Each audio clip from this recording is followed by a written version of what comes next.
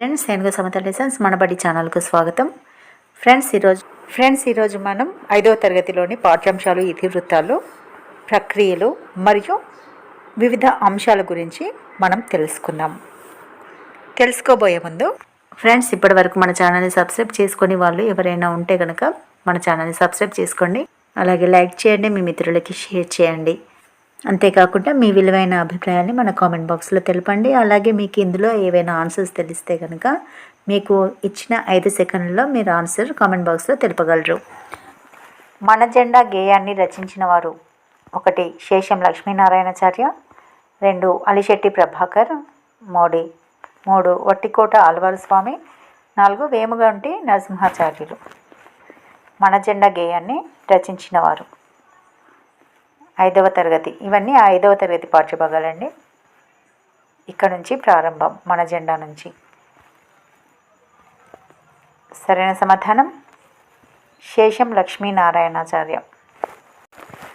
తర్వాత ప్రశ్న: స్వరభారతి భక్తి దేశభక్తి అనే గేయ సంకలనం నుండి తీసుకోబడిన పాఠ్యాంశం.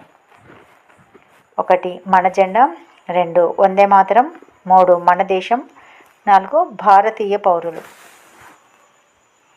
స్వరభారతి భక్తి దేశభక్తి అనే గేయ సంకలనం నుండి తీసుకోబడిన పాఠ్యాంశం. సరైన సమాధానం 1 మన జెండా.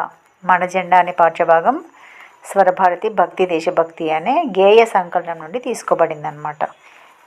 ఇది ఎవరిది? శేషం లక్ష్మీనారాయణాచార్య గారిది. తర్వాత ప్రశ్న: యాదగిరిగుట్ట పాఠ్యాంశం ఏ ప్రక్రియకు చెందినది? 1 పద్యం, 2 సంభాషణ, 3 వ్యాసం, 4 కథ. సరైన సమాధానం 3 వ్యాసం. వ్యాస ప్రక్రియకు చెందినది. 40వ ప్రశ్న: యాదగిరిగుట్ట పాఠ్యాంశం యొక్క ఇతివృత్తం. 1 సంస్కృతి దర్శనీయ స్థలం, 2 స్ఫూర్తి, 3 విలువలు, 4 చరిత్ర సంస్కృతి. సరైన సమాధానం 1 సంస్కృతి దర్శనీయ స్థలం. యాదగిరిగుట్ట పాఠ్యాంశం యొక్క ఇతివృత్తం సంస్కృతి దర్శనీయ స్థలం. తర్వాత ప్రశ్న: ఎవరు తపస్సు చేయడం వల్ల గుట్టపైన నరసింహస్వామి వెలిశాడు? 1 ఋష్యశృంగుడు, ఇక్కడ శంగుడు అని వచ్చిందండి, శృంగుడు. 2 యాదర్శి, 3 హనుమంతుడు, 4 ఎవరు కాదు.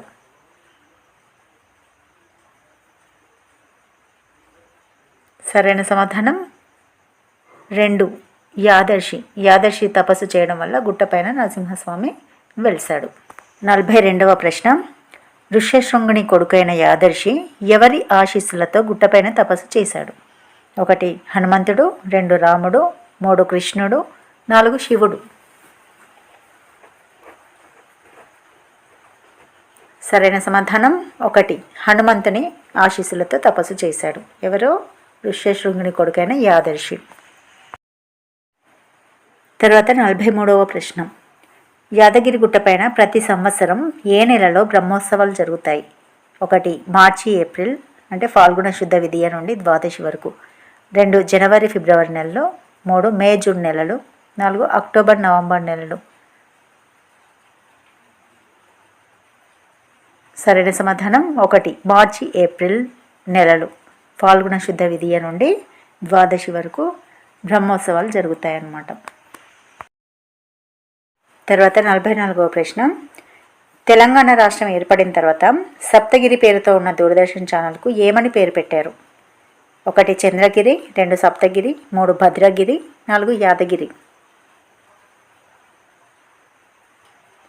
సరైన సమాధానం 4 యాదగిరి.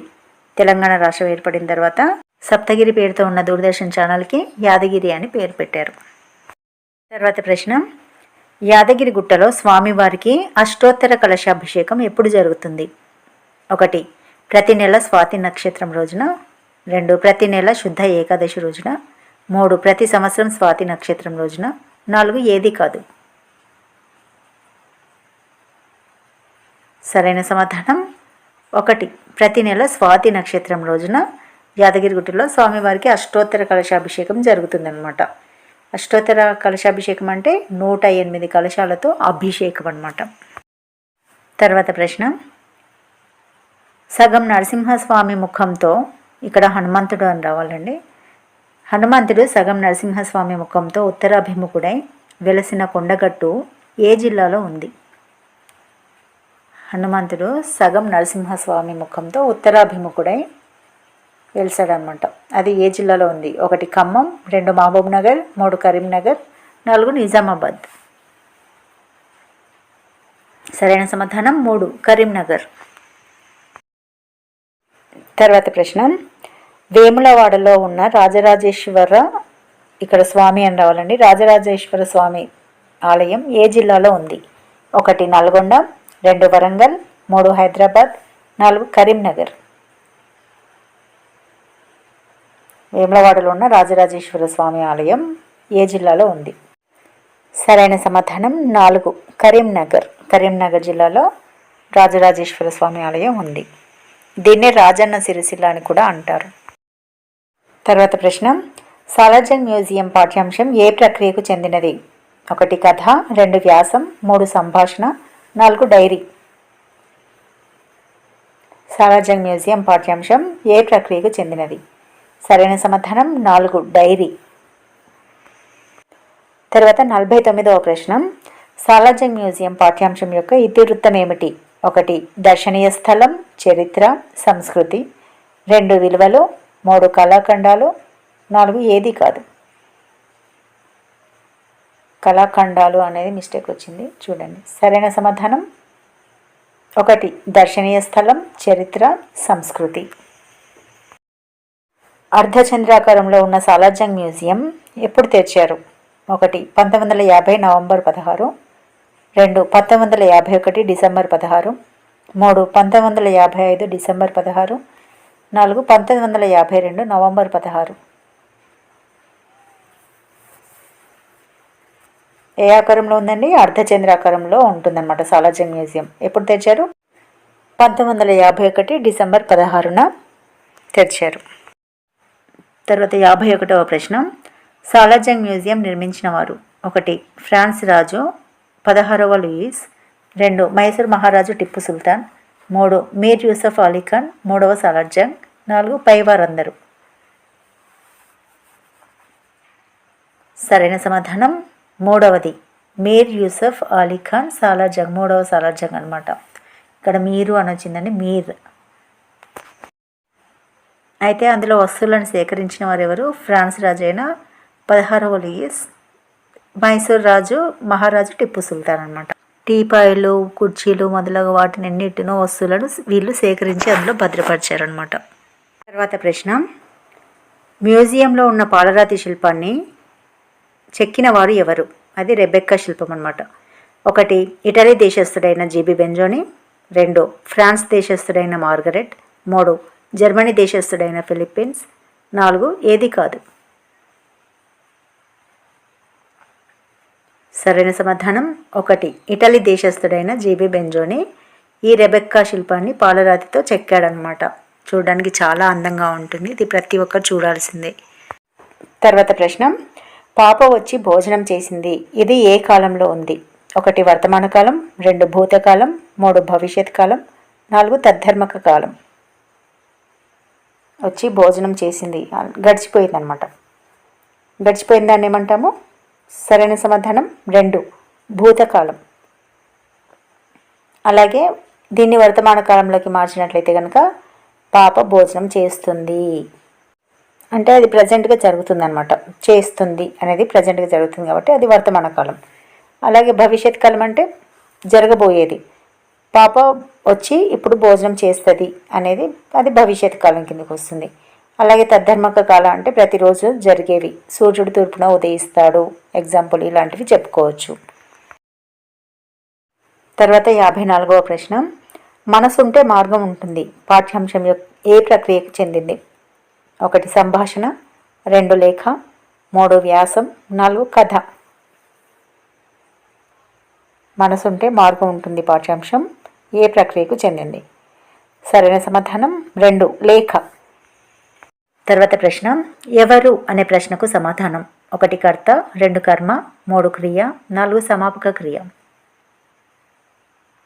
ఎవరు అనే ప్రశ్నకు సమాధానం. సరైన సమాధానం 1 కర్త. ఉదాహరణకు రాముడు రావణ్ణి చంపాను అని చెప్పుకున్నాం ఇంతకుముందు. ఇప్పుడు కూడా అదే ఎగ్జాంపుల్ చెప్తే మీకు అర్థమవుతుంది. అందులో కర్త ఎవరు? రాముడు. ఎవరైతే చేస్తున్నారో తెలిపేది అది కర్త. ఎవరు అని వచ్చిందనుకో అది కర్త అవుతుంది. అక్కడ ఎవరు? రాముడు. తర్వాత ప్రశ్న, ఎవరిని దేనిని అనే ప్రశ్నకు సమాధానం. 1 కర్త, 2 కర్మ, 3 క్రియ, 4 ఏది కాదు. ఎవరిని దేనిని అనే ప్రశ్నకు సమాధానం.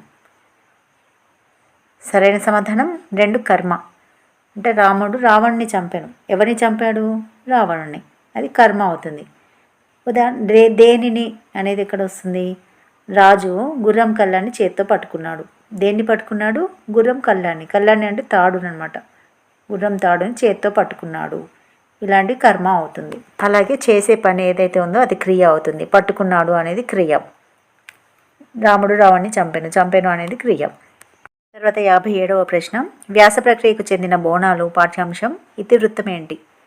1 సంస్కృతి సంప్రదాయం, 2 విలువలు, 3 స్ఫూర్తి, 4 ఏది కాదు. వ్యాస ప్రక్రియకు చెందిందనమాట ఇది. ఏది? బోనాలు పాఠ్యభాగం. దీని ఇతివృత్తం ఏంటి? సరైన సమాధానం 1 సంస్కృతి సంప్రదాయం. 59వ ప్రశ్న, తొలి రైతాంగ పోరాటానికి నాంది పలికిన వీర వనిత ఎవరు? 1 కమలమ్మ, 2 చిట్యాల ఐలమ్మ, 3 రుద్రమ్మ, 4 ఎవరు కాదు. తొలి రైతాంగ పోరాటానికి నాంది పలికిన వీర వనిత. సరైన సమాధానం 2 చిట్యాల ఐలమ్మ. తర్వాత ప్రశ్న, గేయ ప్రక్రియకు చెందిన చిట్యాల ఐలమ్మ పాఠ్యాంశం యొక్క ఇతివృత్తం. 1 వీరత్వం స్ఫూర్తి, 2 మానవతా విలువలు, 3 వ్యక్తిత్వ వికాసం, 4 ప్రజల చిత్రణ.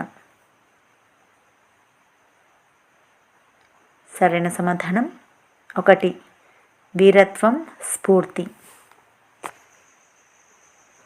ఇది ఏ ప్రక్రియకు చెందింది? గేయ ప్రక్రియకు చెందిందనమాట. తర్వాత 61వ ప్రశ్న, చిట్యాల ఐలమ్మ ఎక్కడ జన్మించింది? 1 ఖమ్మం, 2 మహబూబ్ నగర్, 3 వరంగల్, 4 రంగారెడ్డి. చిట్యాల ఐలమ్మ ఎక్కడ జన్మించింది?